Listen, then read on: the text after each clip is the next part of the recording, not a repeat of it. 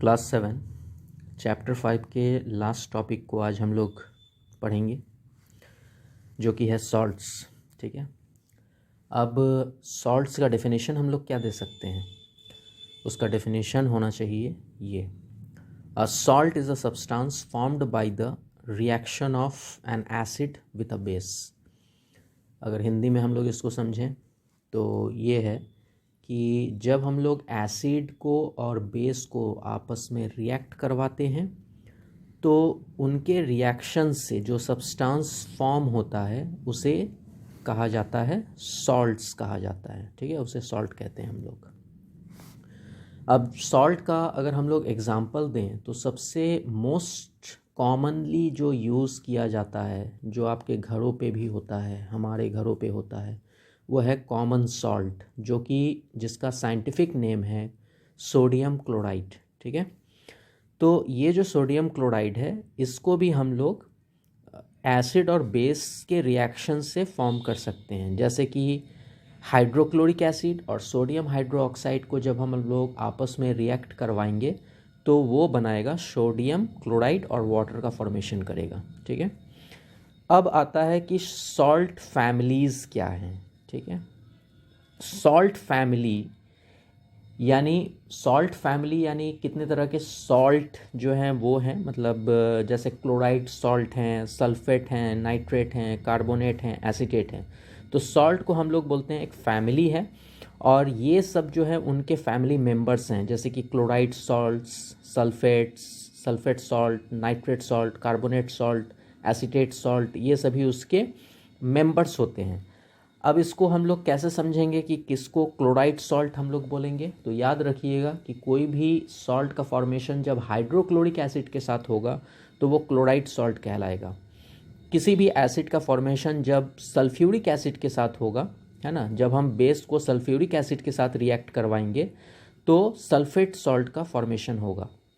जब हम किसी बेस को नाइट्रिक एसिड के साथ रिएक्शन करवाएंगे तो वो नाइट्रेट सॉल्ट का फॉर्मेशन करेगा, और जब हम किसी बेस को कार्बोनिक एसिड के साथ रिएक्ट करवाएंगे तो कार्बोनेट सॉल्ट का फॉर्मेशन करेगा, और बेस को जब हम एसिटिक एसिड के साथ रिएक्ट करवाएंगे तो वो एसीटेट्स का फॉर्मेशन करेगा।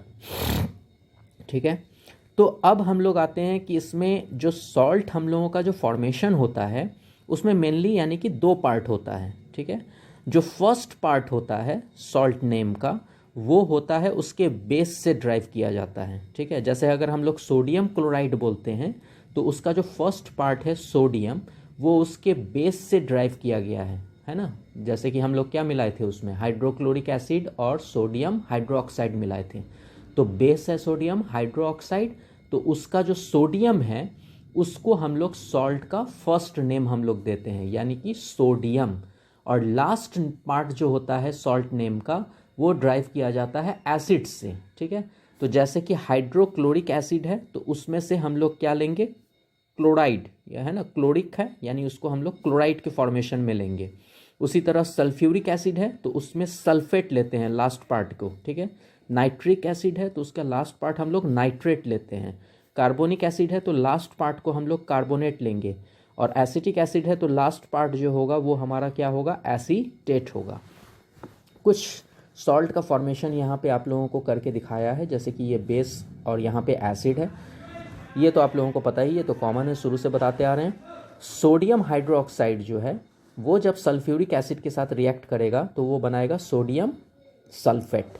तो कैसे हम लोगों ने नाम इसका ड्राइव किया है, इसका नाम हम लोगों ने ड्राइव किया कैसे, मैंने कहा था अभी कि फर्स्ट पार्ट जो होता है सॉल्ट नेम का वो ड्राइव होता है उसके बेस से, तो इसका फर्स्ट पार्ट है सोडियम तो हम लोग सोडियम बोलेंगे, और सेकंड पार्ट जो है सॉल्ट नेम का वो ड्राइव होता है उसके एसिड वाले नाम से। ठीक है, तो सल्फ्यूरिक है यानी सल्फेट, सल्फ्यूरिक एसिड से जो सॉल्ट का फॉर्मेशन होता है वो सल्फेट फैमिली का होता है। ठीक है, सल्फेट फैमिली मेंबर होता है वो, तो सल्फेट यानी सोडियम और क्या क्या बना, सल्फेट, सोडियम सल्फेट।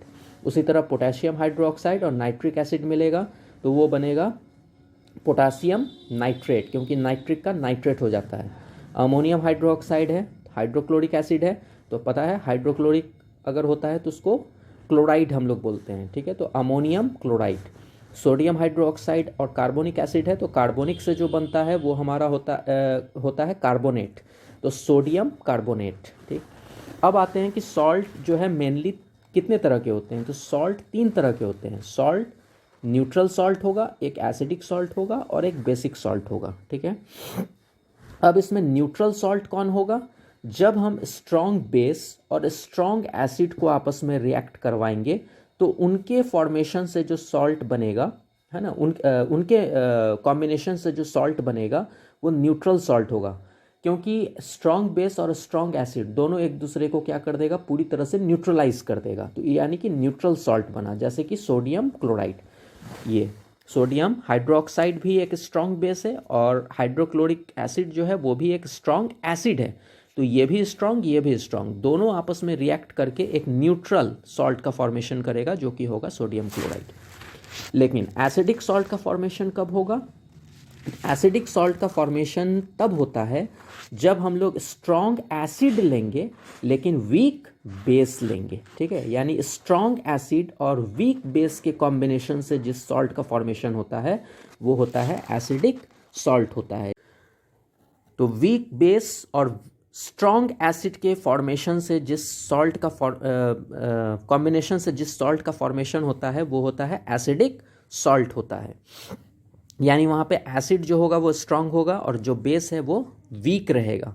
जैसे कि अगर हम लोग एग्जांपल लें इसका, तो वो होगा अमोनियम क्लोराइड। ठीक है, अमोनियम क्लोराइड का जो फॉर्मेशन होता है वो एक वीक बेस लेकिन स्ट्रॉन्ग एसिड से होता है, जैसे कि अमोनियम हाइड्रोक्साइड जो कि एक वीक बेस होगा और हाइड्रोक्लोरिक एसिड जो है वो एक स्ट्रॉन्ग एसिड है। इन दोनों के कॉम्बिनेशन से जो सॉल्ट का फॉर्मेशन हुआ अमोनियम क्लोराइड का, वो एक एसिडिक सॉल्ट होगा। अब आते हैं थर्ड, जो कि है बेसिक सॉल्ट। तो बेसिक सॉल्ट में, इसके नाम से ही आप लोग पकड़ सकते हैं कि बेसिक सॉल्ट बोल रहा है, इसका मतलब है कि बेस जो होगा वो स्ट्रॉन्ग रहेगा और एसिड जो होगा वो वीक रहेगा। यानी स्ट्रॉन्ग बेस लेकिन वीक एसिड के कॉम्बिनेशन से जिस सॉल्ट का फॉर्मेशन होता है वो होता है हमारा बेसिक सॉल्ट होता है। अब इसमें अगर एग्जांपल हम लोग लें तो एक होगा सोडियम कार्बोनेट होगा। तो सोडियम कार्बोनेट में सोडियम हाइड्रोक्साइड जो है वो एक स्ट्रॉन्ग बेस होता है, लेकिन जो कार्बोनिक एसिड है वो एक वीक एसिड है। तो वीक एसिड और स्ट्रॉन्ग बेस के कॉम्बिनेशन से हमारा जो सॉल्ट का फॉर्मेशन हुआ वो है सोडियम कार्बोनेट। तो ये सोडियम कार्बोनेट हमारा क्या हुआ, बेसिक सॉल्ट हुआ। तो जो एसिडिक सॉल्ट होगा या बेसिक सॉल्ट होगा वो लिटमस पेपर को क्या करेगा, इफेक्ट करेगा। ठीक है ना, जैसे कि रेड लिटमस और ब्लू लिटमस को अकॉर्डिंगली उनके एसिडिक नेचर और बेसिक नेचर के हिसाब से वो लिटमस को क्या करेगा, चेंज करेगा। लेकिन जो न्यूट्रल सॉल्ट होता है वो लिटमस को कोई भी चेंज नहीं करेगा, उसका लिटमस के ऊपर कोई भी इफेक्ट नहीं पड़ेगा।